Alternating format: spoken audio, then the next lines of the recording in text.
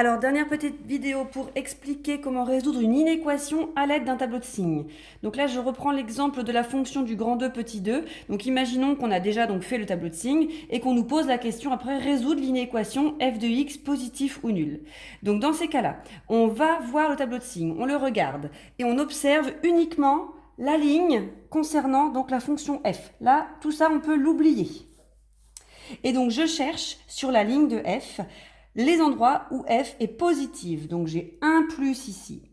Donc ça veut dire que cette inéquation a pour solution tous les x qui sont dans l'intervalle 1 tiers 2. Donc je lis le tableau en quelque sorte à l'envers. Je pars de la ligne de f et je remonte du coup aux x qui seraient solution.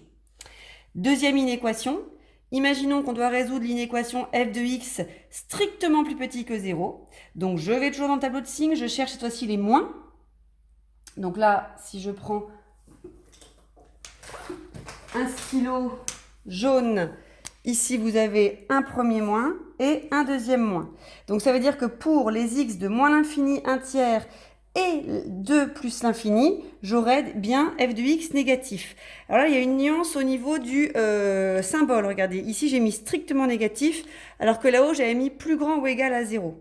Donc là, ce qu'il faut, c'est exclure les valeurs qui font que f de x est égal à 0. Donc ça va donner moins l'infini 1 tiers, mais 1 tiers exclu, puisque 1 tiers ça fait 0, donc je ne veux pas le 1 tiers, union 2 plus l'infini.